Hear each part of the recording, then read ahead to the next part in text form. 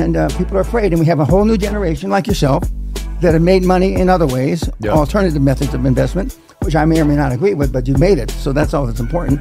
And that you've learned how to make money in spite of the up economy. And I take my hat off to you. I'm not so sure my generation would have been that innovative. In fact, I'm positive my generation wasn't that innovative. I don't have to think about it. Yeah. Wherever you guys are watching this show, I would truly appreciate it if you follow or subscribe. It helps a lot with the algorithm. It helps us get bigger and better guests, and it helps us grow the team. Truly means a lot. Thank you guys for supporting, and here's the episode. All right, guys, we got the $1 trillion man here today, Dan Pena, coming in from his castle in Scotland. Thanks for flying in, man. You're welcome. By the way, when he went 3, 2, 1, it reminded me, I used to be in the movie business, and some of the movies that we made would probably be considered in today's market. And so forevermore, I see flashbacks of naked people running around, except there's nobody naked in here. But anyway, yes, thank you. I appreciate you giving me the time. You wear a lot of hats. You've been in a lot of industries. Yes, sir. How do you choose which industries you enter these days? If free cash flow does not cover debt service by at least 1.5 to 2 times, I'm not interested no matter what the industry. Okay. So you're willing to do anything as long as the numbers are good? As long as it's legal, moral, and ethical. Okay. And you were mentioning you got a crematorium out here. You got assisted living. Cemetery, a funeral parlor. Okay. And are you mainly on the investor side these days, or are you active? No, I'm an active chairman. I'm a chairman of 23 companies from Germany to South America to the United States to Canada to China. Wow. Which countries do you see a lot of opportunity in right now? Wherever cash flow covers debt, so it doesn't matter the country. Okay. Doesn't matter the industry. What does matter always is the management.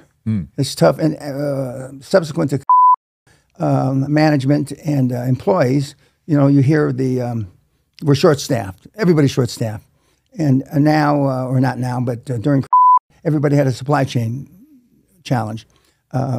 But those are not things that you can just forget about.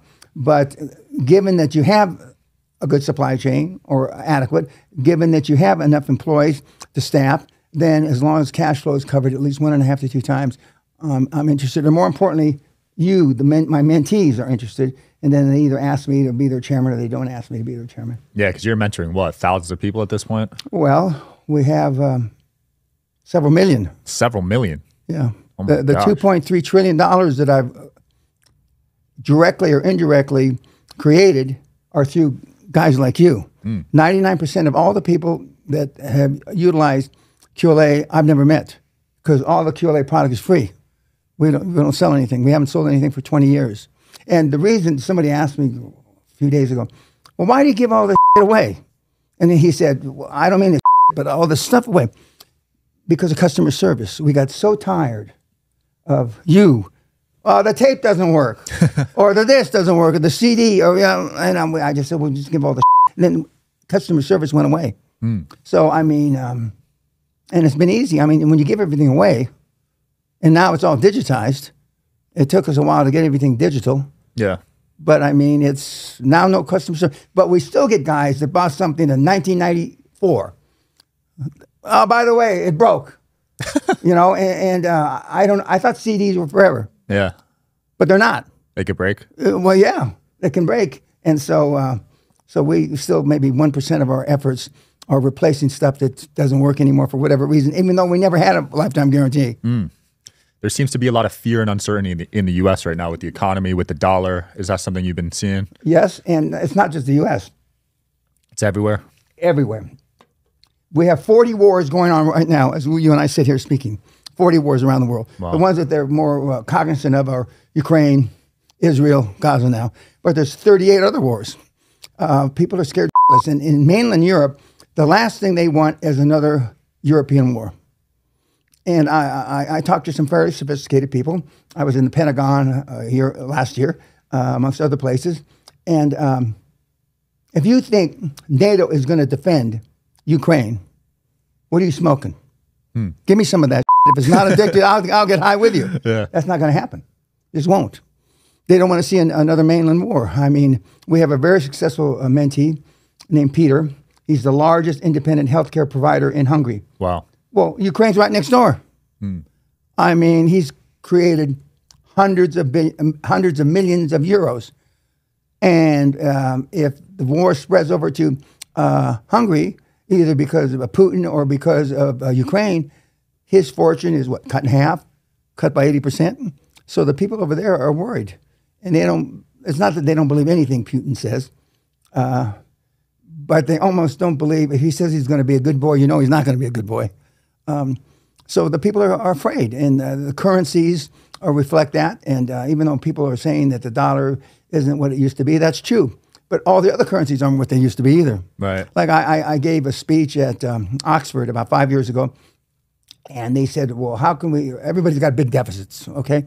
At that time, the U.S. deficit was not the current 33 trillion as it is today, but it was about 26 or 29 trillion.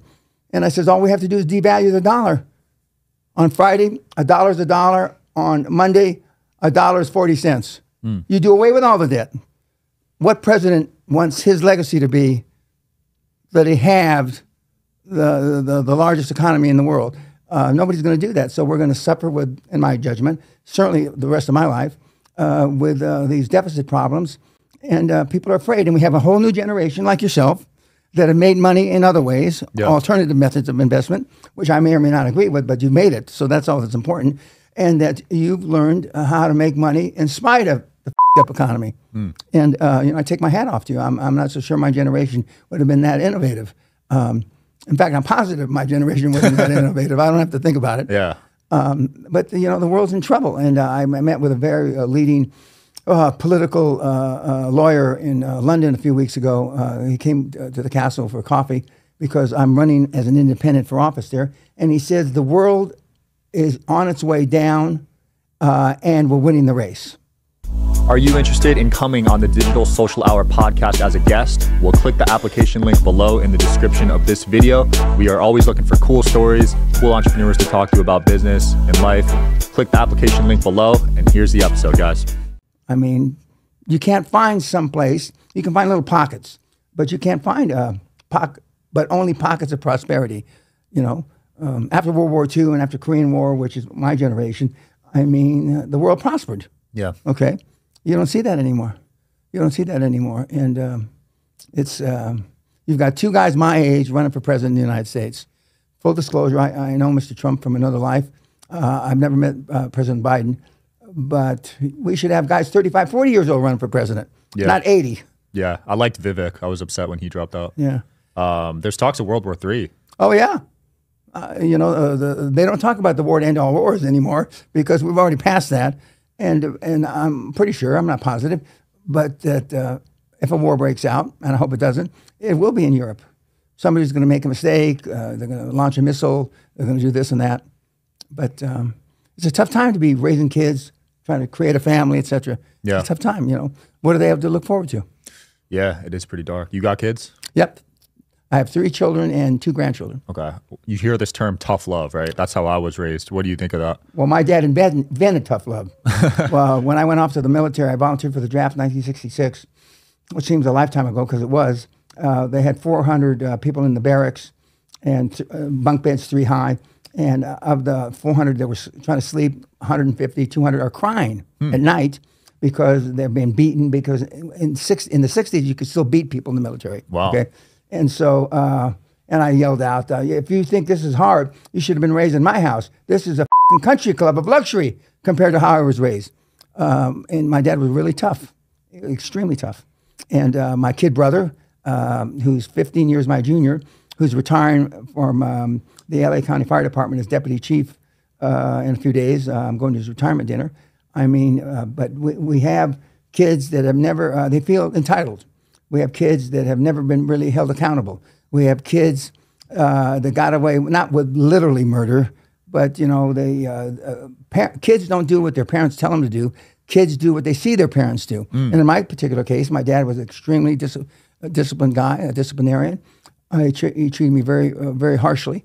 But I'm absolutely 1,000% positive that I wouldn't be the man I am today if it wasn't for that tough love. But you can overdo tough love. You can. I'm probably, I'm not a proponent of overdoing it, but in hindsight, I have one special needs child, and I have two kids that are out in the real world, a 37-year-old daughter and a 40-year-old son, that compared to the other people that they went to school with, etc., I was extremely harsh. I won't say cruel, but I was harsh because I set very high standards, and I held them accountable to them very high standards. Most parents that want to be their friend, they're pleasers. Yeah. And my dad wasn't a pleaser, and I certainly am not a pleaser. Our kids are closer to their mother than me. Okay. Fortunately, somebody in the family, parents, has to be a nurturer. Somebody in the family, okay? Usually the mother. Yeah, usually. And in our case, absolutely it was the mother. But the corresponding dad is supposed to, at least how I was raised, is supposed to hold the kids accountable, and not just, you got to be home by 11 o'clock. I don't even know if that means anything anymore. But when I was a kid, if I wasn't home by 11 o'clock, I paid the price. I paid the price. But it's not an easy time to have kids. That's why a lot of kids, I don't know, a lot of kids, some kids are, freezing their eggs or their sperm to bring them to life when there's a better time. But, the Professor Hawkins of Cambridge, who died a couple of years ago, in 2004 said in a nationally publicized article, we are at the apex. Homo sapien is a monkey with a slightly larger brain. We're on nothing but an average planet. And we have seen our best days. That's what he said in 2004. Wow. I said in 2014 almost the exact same thing. I'm 10 years behind Hawkins. But when you think about it, the first airplanes with the Wright brothers was about 1907. 62 years later, we put a man on the moon. All that was accomplished in 60 years, okay? Right, one lifetime. Okay. What's the next lifetime? About now. 69 to 2024. Yeah. Okay. We haven't made the same progress in the last 60 years as we made the first 60 years. And if you go back 60 years before the Wright brothers, we had the Industrial Revolution. So we should be farther ahead than we are. And we've always had war. We've always, the Romans had their times, the Indians had their times, the Persians had their times. And Homo sapien is, in my judgment, has shot its wad. And that's why, I don't know Elon Musk personally, but that's why Elon has a story about it. He wants to be a second planet race, okay? Yeah. That's because we're through on this planet. You think we've peaked as humans? Correct. What about AI? Okay. AI has just come, it's been around a while, but in the last 3 to 5 years, you put AI on your website, it's instant cash flow because they're hoping it's going to be like .com. Yeah. But if you remember, the .com ended in a bubble, burst, where 80 or 90 or 95% of all the money that was made in .com disappeared in .com. Right. I'm not sophisticated enough to know that's going to happen, but I do know with all my heart, people that say that AI is going to create more jobs, they're lying. You have to be really thick to think. We were in a restaurant last night where in the bar, in the outer bar, not at the bar, robots were serving drinks. Wow. Okay. Robots were serving snacks. Okay. Now, how can anybody say that guy, that little guy, cute as hell to look at, the only thing is you couldn't tip him. I try to tip. It locks down. You can't tip. So maybe, I don't know how that equates to the original question, but we're going to have less jobs because of AI. About 5 years ago, the then most powerful computer in the world played chess against 3 grandmasters. The 3 grandmasters won the chess game, okay? And the moderator, it wasn't Bill Gates, but it was somebody like Bill Gates. It might have been Thiel from Silicon Valley. And he asked the computer, what have you learned from this experience with the grandmasters? And the computer thought about a millionth of a second and says, do not trust us. Google, do not trust us. On its own, of its own volition, the computer says to us, do not trust us. Wow. You listen to Elon, you listen to Bill Gates and some other luminaries, and we should be afraid of computers. So you're not getting a neural chip in your brain? No, I'm not getting a neural chip. I can't speak for my children. Yeah. Do you have any regrets with the children, the way you raised them? Oh, well, no. Well, I have 3 regrets in my life. My one regret is I'm a experienced combat-trained Army officer who never saw combat. The second is I told my mother the night before she died, Mom, you're not sick. Don't be a bitch. I'd like to have that one back. She's dead the next morning. Wow. And the third, I didn't set my goals high enough. Really? Those are the only regrets I have. But you've achieved so much success. Yeah, but I left a lot on the table. There were 3 or 4 year periods where I rest on my laurels. And it's hard, when you got a lot of money, and arguably I do, it's hard to not make a lot of money. I mean, the law of numbers, okay? You really have to be advised by some real pinheads and or have a death wish. And a lot of kids go through their family's fortunes, right. Like to a goose. But those are my regrets. My regrets, I probably wouldn't have sent my kids to the best schools. You wouldn't have? I wouldn't have, because they got arguably good educations, in some cases great educations, but it's not what you learn in school, it's how you put it to use. Right. And most kids, and I call you all kids because I'm either old enough to be your father or grandfather, most kids don't utilize what, if you believe in a God, what somebody gave you. Now, some people, I'm going to my 60-year high school reunion in a few days. I was voted most likely not to succeed in my class. Wow. And I'm going to be giving a speech as a keynote speech. You know, now how do you tell people that are 78, 79, their life's behind them? Now, how am I going to inspire that audience? Mm. Yeah. When I was known as a class up. So you were not a good kid growing up. I was terrible. I was arrested 5 times, flunked out of university 3 times, tried to set this high school that I'm going to give a keynote speech at on fire. Wow. I rebelled against any kind of authority. The Army saved me. Entered a private, left an officer. I needed somebody that held me accountable. Today, one of my, niece, was the head of human resources at one of the casinos here. Nice. One of the big ones, okay? And she quit and went to work for one of the other big casinos, but I said, well, why did you leave? This girl kept complaining. She wanted to see the head of human resources. I need to see the head of human resources. Only the head of human resources will understand why I'm unhappy here. So finally, after weeks and months, she got to see my niece. And she said, my car broke down. Today I had to take a cab, and you're wearing $3,000 shoes. And so my niece said, I don't understand how the car breaking down, how you having to take a cab, and my $3,000 shoes have anything to do with human resources here. Yeah. But she quit that job, and she's not in human resources now. Now she's in some other senior management. But it's not my fault her car broke down, as she's told me over coffee a couple of days ago. Victim mentality. Thank you. That's exactly a lot of people my age have it. Yeah, well, I know they do. And I've had the privilege of speaking at Oxford, the Naval Academy, Wharton, a bunch of great schools in the last 6-7 years. And a certain portion of the kids have the victim mentality. Yeah.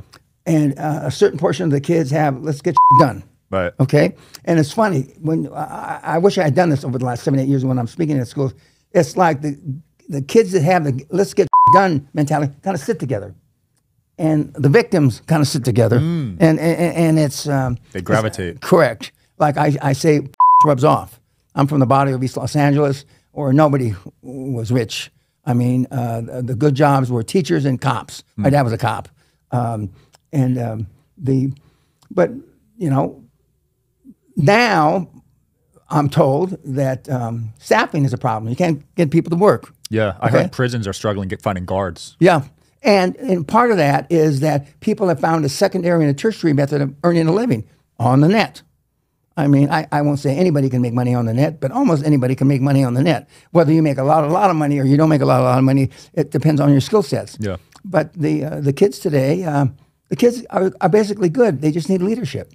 And leadership is a rare commodity, and it's not something that you get rich on.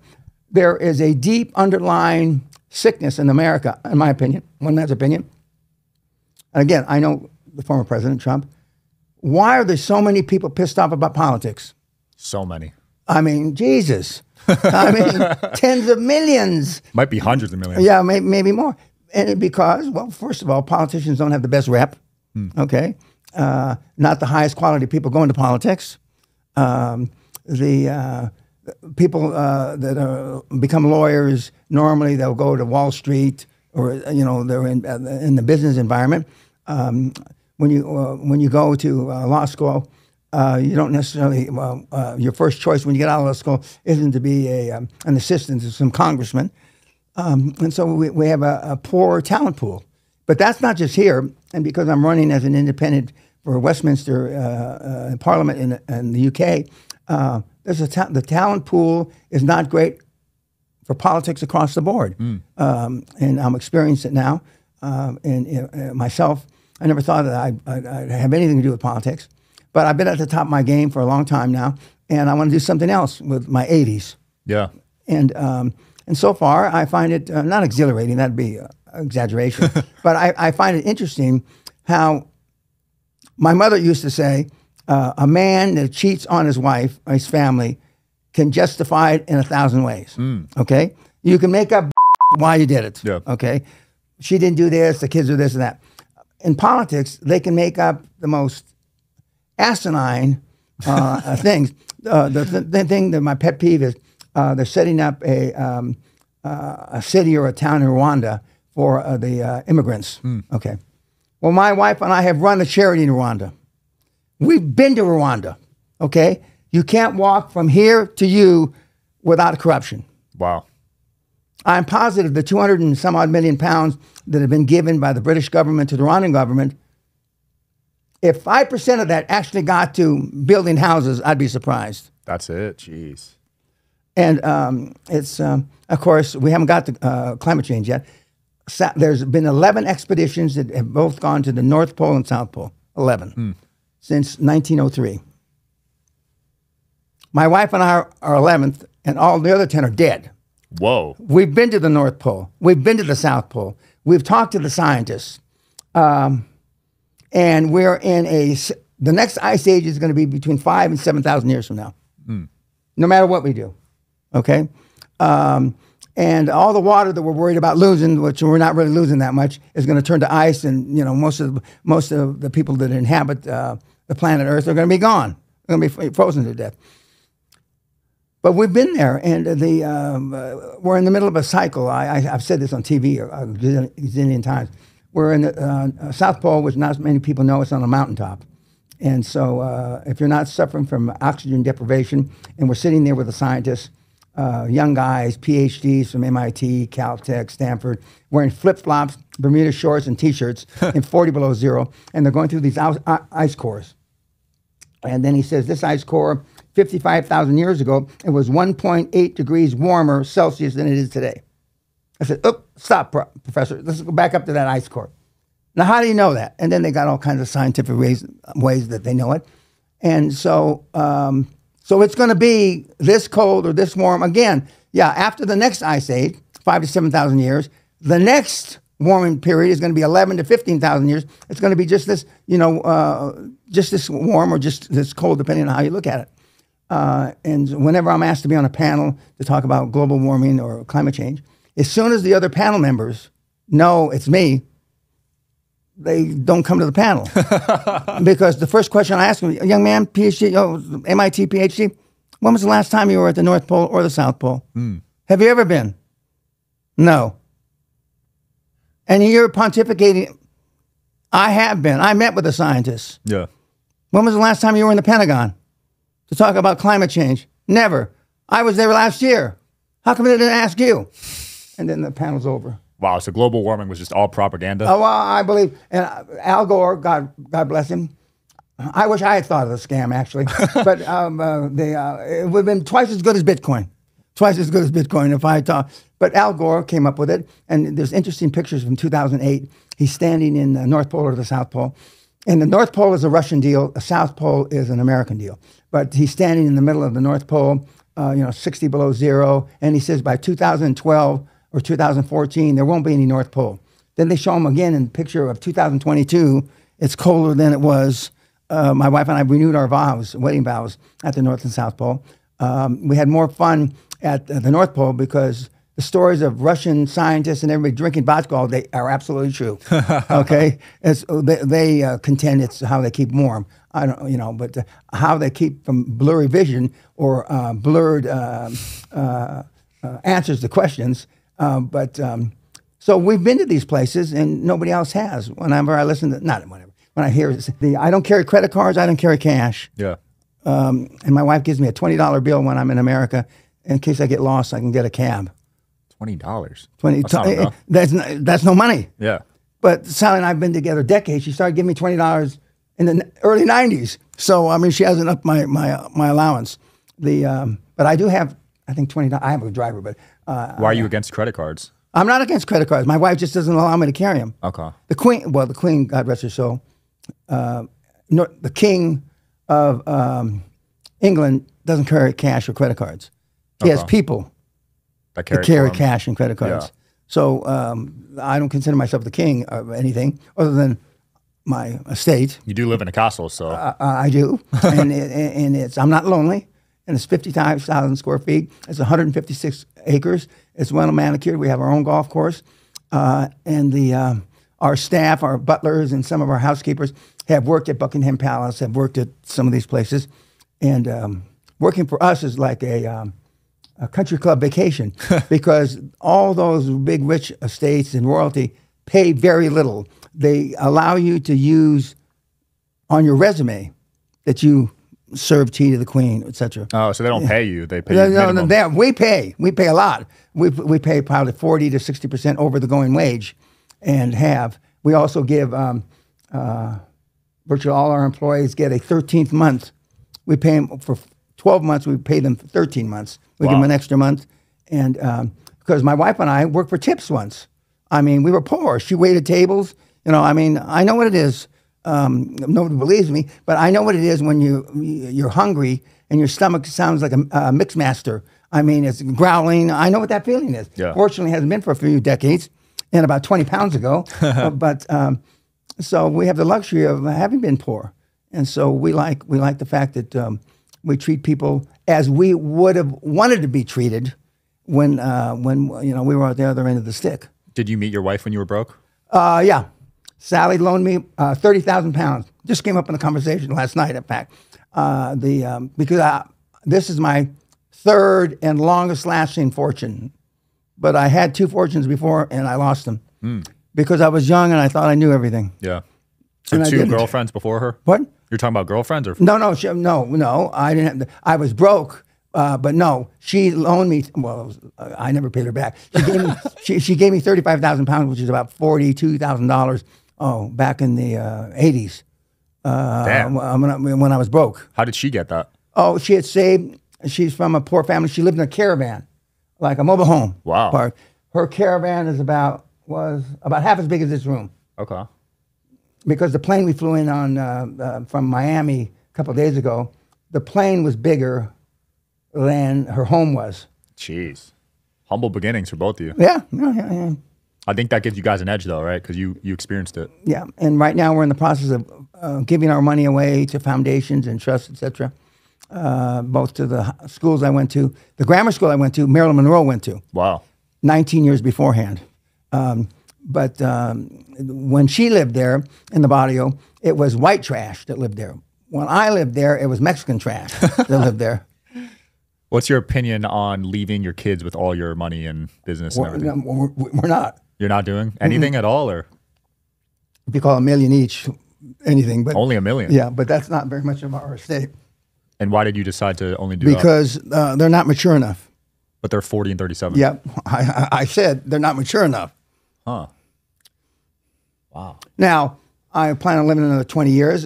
If they get mature in the next 20 years, trust can be changed. So you got high standards for matureness. Correct. What would that look like? You're the average of the 5 people that you hang around with. Okay. So you now let's just say the people that you spent most of your life, 5 people. Okay. Did any of them know anything about creating high-performance people? No. Okay. Did any of them know anything about Now we're separating high performance people from net worth now. Did any of them know anything about creating massive wealth? No. Okay. Now, I'm sure somebody in that 5 was a nourishing person, maybe your mom. Yeah. Okay. Maybe one of those 5 might have been a religious person, depending on if religion is in or out. Okay. But so it's potluck how people turn out. I happen to, the 5 people for me was my dad, who wasn't there that often, but he was a strict disciplinarian. He was like a superhero. My mom, who was very nourishing, very devout Catholic. When I was young, I wanted to be a priest. Wow. A lot of people think that that's pretty funny. Even I think it's pretty funny when I talk about it.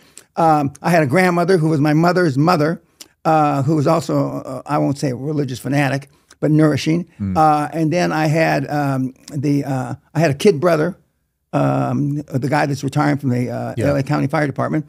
And then I had one best friend who actually is a recently retired corporate executive from Vegas. Okay. And those are the 5. But nobody knew anything about high performance. The only person that knew something about high performance was my dad. My dad was an all-American athlete in high school, and I couldn't catch a ball, And so, but I rebelled. I wanted to be able to do something that my father didn't do, and that's make a lot of money. When he first came to the castle in 1985, 86, we're standing in our drawing room. And the ceiling is a Napoleonic chandelier, a real Napoleonic chandelier, a real crystal, blah, blah, blah. And I put my arm around him, and he looks up at the chandelier and says, son, just tell me it wasn't drugs. The only thing he could relate to making this much money that I did at that time, 40 years ago, was drugs. I said, no, Dad, it's kind of like drugs. It's oil and gas. And oil and gas can be addictive, just like drugs, I'm told. Yeah. But he came for 3 weeks. He only stayed 5 days. He was so uncomfortable. Really? It was so out of his comfort zone. He was playing golf with my head of security then, who was a retired Royal Marine, and my mother came to die there, and she never stepped into the castle. She lived in a cottage on the estate, and she used to go to talk to the maids and the butlers and is my son home? Yes, ma'am. No, he's too busy. I don't want to talk to him right now. And so I see her at dinner. But they were way out of their comfort zone. Wow, it was just such a big change for them. Well, it was a big change for me. But again, the 5 people, as soon as I realized that the rubs off, British rubs off. Right. Why do Olympic athletes train with other Olympic athletes? To get better. Correct. And then I started on a venture. To this day, it's hard for me to find people that are more successful than I am. But now I find kids.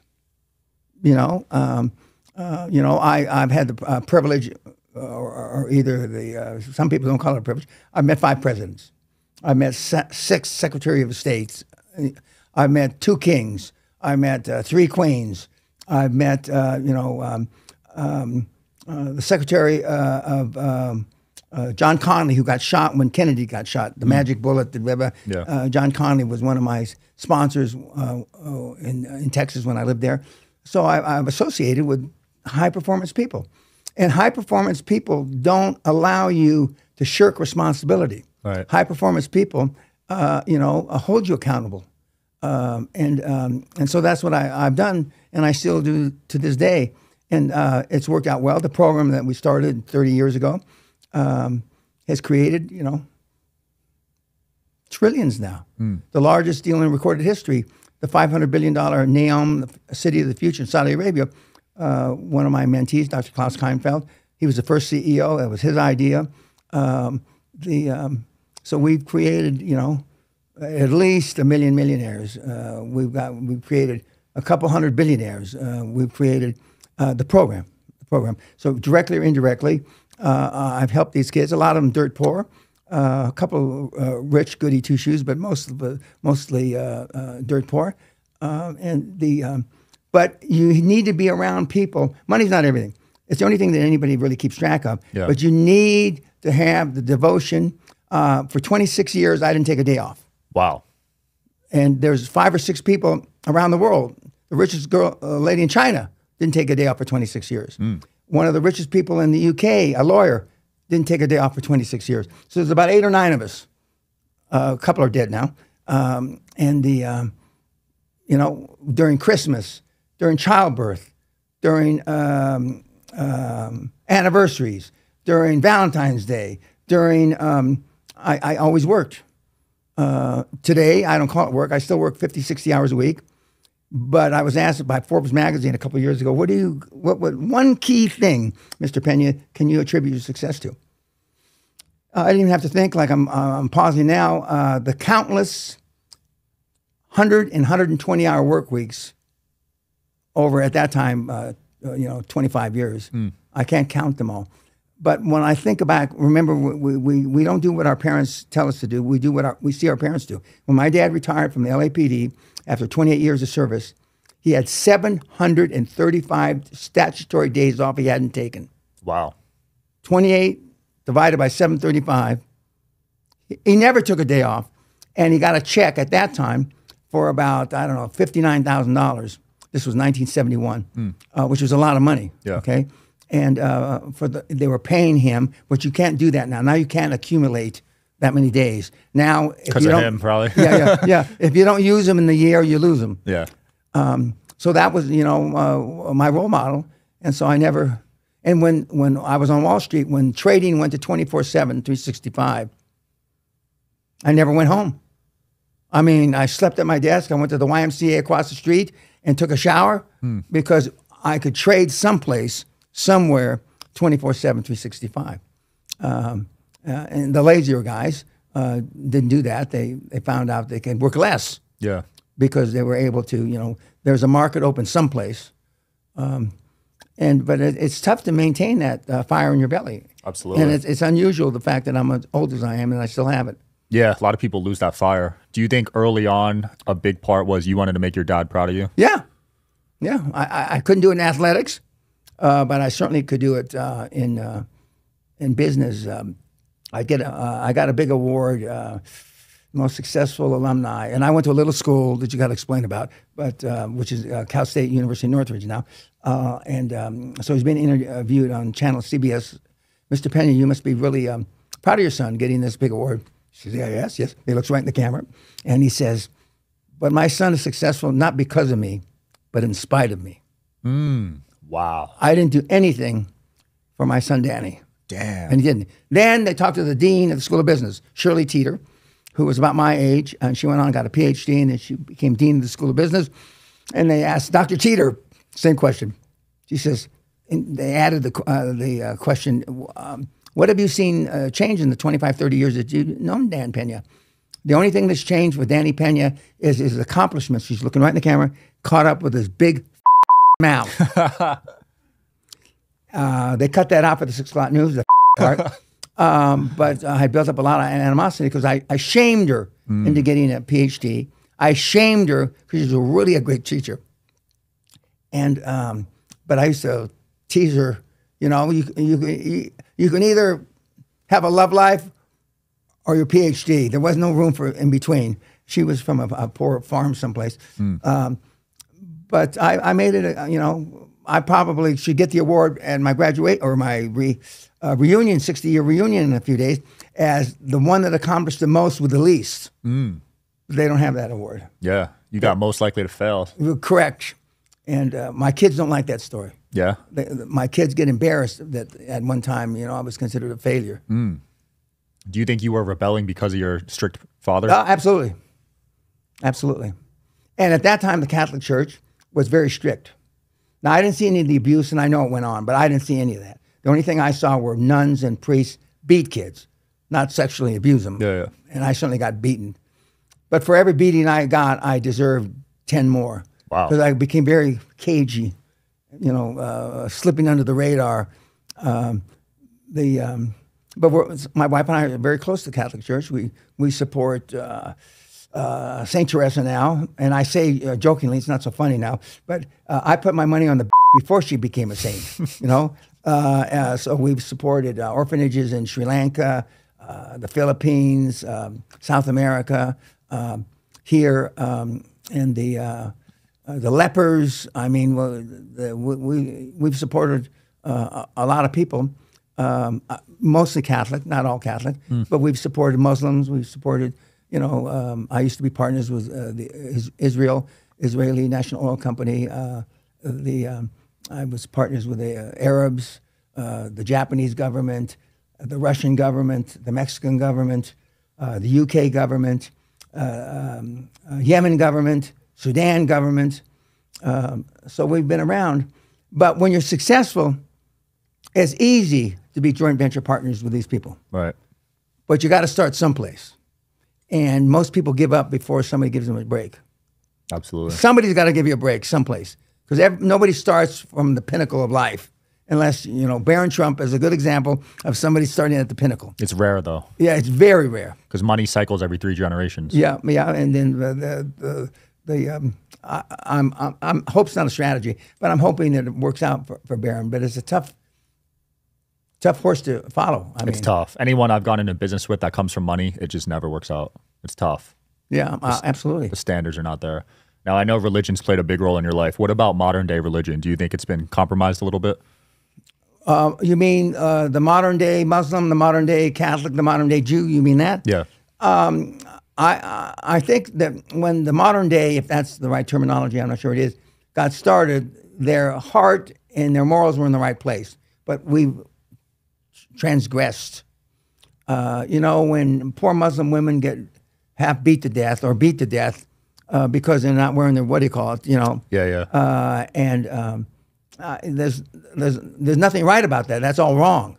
When Muslim little girls from schools get kidnapped and raped, etc. Nowhere in the Quran, and I've read the Quran. Nowhere in the Quran does it say you use religion as a tool to go out and kill people and butcher people. But nobody is not guilty a little bit. I mean, all the religions are guilty to some extent, right, because they all have to exist on money. And right, normally the zealots get most of the money. The psychopaths like me get most of the money. 10%. Yeah. Yeah. But we're on that path, and I don't see us switching. I don't see that changing. Yeah, it seems really divisive right now. It seems like they're always fighting. Yeah. Nobody, well, I won't say nobody, but very few people have anything good to say about some of these things. And like everybody's waiting to see how Israel is going to react to all the missiles. There's a bunch of people that say, why don't you just call it a win? Unfortunately, one person got hurt, and they f***ed it up. But Netanyahu, without a war, is out of a job. I mean, there's a whole lot of people that would like to see him gone, and I don't know him at all, although I have been partners with the Israeli government. But those Middle Eastern countries play hardball. The U.S. talks about playing hardball, but at the end of the day, we all have a little, I want to be liked. And when you're leader of the free world, as President Biden is, and I'm not a proponent of him, but I mean, he doesn't know. He's got very few alternatives that won't piss somebody off. Right. It's a very few. Tough spot. How much importance do you place on the president? Because they get all the blame, but do you think they're actually making moves? Well, I don't think Biden's making too many. I know it's glamorized, and he talks to the wall, and nobody's there, or he falls downstairs. Well, I fell down 2 years ago, Christmas Eve, cut my head open. I was running from the pavilion into the castle, and it was raining. I slipped. And so I know your coordination at closing in on 80 isn't the same coordination as young people like yourself. Yeah. And so I have a little, I cut him a little slack. But I'm more worried he gets into office again, and then Camilla is president. I have more concerns about that. Yeah. I'm not saying anything bad about her, but she hasn't accomplished much, if anything. But what's really worrisome, getting back to a question or two ago, we've got nobody 25 to 35 that's interested in politics, that's charismatic, that can carry a conversation, that's a real orator. When I was raising money back in the day, I studied Hitler, I studied Winston Churchill, and I studied John Kennedy, their speeches. The greatest orator that we've had in the last 100 years is Adolf Hitler. Wow. That's just it. Unfortunately, he had nothing good to sell, but he was a hell of a speaker. There's no question about that. Can't deny that, yeah. Yeah, and the world is in a different place. Now, if you're born in 2020, you're supposed to be able to live at least till 100. 2020, okay. When I was born, the life expectancy was 55. Wow. Okay, 55. And so now, the reason a great majority of my portfolio is in healthcare, healthcare has been growing for the last 40 years. 40 years ago, 3% a year. Last year, 25% a year. And by 2030, 28% a year. Damn. Because we all want to live longer. We all more or less have the money to live longer. And notwithstanding pharmaceutical wanting to charge as much as they can, the cost of health care proportionately per capita is going down. Nobody wants to talk about that. And so, my grandchildren should live easily into their hundreds. Now, we have good genes. The men die in the early 90s, and the women die in the late 90s, early hundreds. That's really good genes. Yeah. And so I'm sure, and this is with no exercise, smoking and drinking. So, and I know it's not as popular to drink now as it used to be, but I'm sure that, unless I get hit by a train, my wife and I are going to space next year, unless it goes down, crashes into the earth, I'm going to live until at least I'm 100. Nice. Yeah, and so so I'll be able to go to YouTube and hear myself say, and when I'm 100. Yeah, make grown men cry on stage. Yeah. Well, we hadn't had a guy his pants in but this is a true story, 7 or 8 years, and then last year, the gods were with us. We had a ex-National Hockey League star that you'd know his name. Okay. His pants in the seminar, all the way from his back corner seat to the closest toilet. Gobs of shit. Okay. He then took his underwear. Apparently, my maids took his underwear off, and we don't run out of toilet paper at the castle. But the stall that he was in, he had to use his underwear as toilet paper. So. We've had a couple of seizures. Oh my gosh. But we hadn't had anybody themselves in a while. I thought I was losing my touch, but I'm not losing my touch. What are you saying to trigger that? We have 2 bank accounts in life. We have a financial bank account. You made a few bucks, God bless you. And we have an emotional bank account. I would guarantee all the money I have against all the money you have. And I'm positive there's a big disparity that your emotional bank account isn't as strong as your financial bank account. Isn't as strong. Probably not. Okay? The fact that you use the word probably means I know I'm right. But the fact is, the really big guys, like Elon the Musk, as I affectionately call him, he truly doesn't give a shit what anybody says about him. Right. He truly doesn't give a shit what people think about him. Okay? He says on a personal interview, not with Oprah, but somebody like that, he said, I would rather cut my stomach open with a can opener than talk about my personal life. Okay? He believes in seppuku, which is when the Japanese assassinate themselves, kill themselves when they f something up. Okay? And the guys that I've been privileged to be around, Donald Trump is not dissimilar to that, and the other super wealthy guys. I had the privilege of working with Steve Jobs. I arguably one of the last guys to Steve Jobs to see him alive. He was in India, and Sally and I were at a private club. He was there. He danced on a dance floor about as big as this area. Yeah. He danced for 5 hours straight by himself. Wow. With his eyes closed and his head like this. And then finally, when the band and everybody stopped playing, the general manager came up to me because he said, you said something. I said, hi, Steve, because I knew him. And he says, do you think you could tell Mr. Jobs the place is closed? And I said, why don't you tell him? We don't know how he'll react. I can guarantee I know how he'll react. I would just let him stand there and dance if I were you. And so we left, and then I don't know how much longer he was there. But I saw Steve try to throw a programmer out a window. I saw Steve throw the old time computers, the big... Yeah, the box ones. Yeah. At a programmer.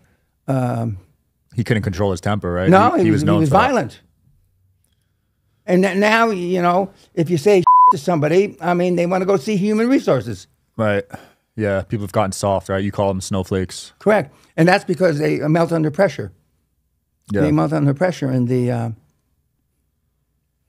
it's changed. But I think it's remarkable that kids like yourselves can generate followings with podcasts and arguably make money from them. Yeah. That's I would have bet against this. I did bet against it. I told you I thought podcasts were shit. You bet against crypto too. Yeah, I bet against crypto. Well, the story's not out in crypto yet. But temporarily right now I'm wrong about crypto. No question about that. But the kids that have thought of ingenious ways of making money on the internet is quite remarkable. Yeah, it's a different era, man. Yeah. I think it's easy from an older generation to kind of hate on the younger ones, right? Well, not hate. I mean, I'm jealous. You know, I've had some big opportunities to make some investments at ground level, and I said they'll never work. Well, I mean, Bill Gates didn't think the internet would work. Right. I mean, he passed on it, and whereas I'm not educated in that arena, he is. Yeah. So he should have known. Okay. People didn't think Amazon would make it. No, and I remember meeting Bezos back in the day when his office was about half this big. Now, you know the first acquisition thing he spent money on? What was it?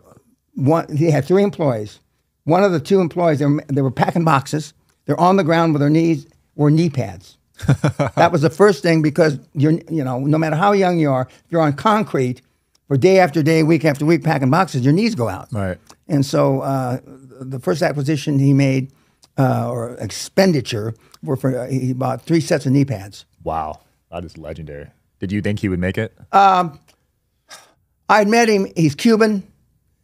He's got fire in his belly. I can't speak about now, but 26 years ago, he was right at the beginning. He has fire in his belly, and he's got something to prove.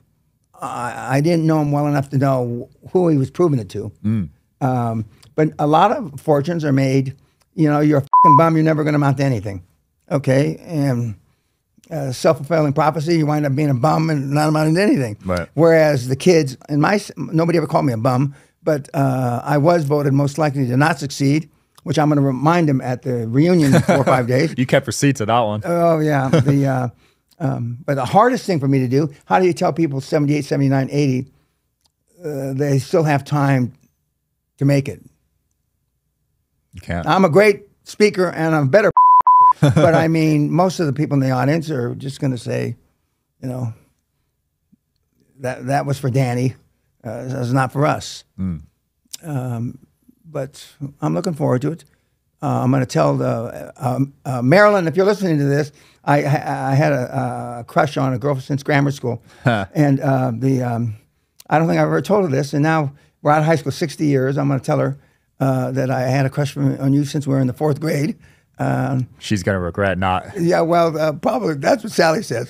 Sally says these, and most of the girls that are left in our class are little short, chubby grandmothers now. Right. Okay. A couple of them are in wheelchairs. A couple of them have those, those frame things that you walk up. Yeah. But I remember them when they were 30, 40 pounds lighter. I remember them when they had curly blonde hair.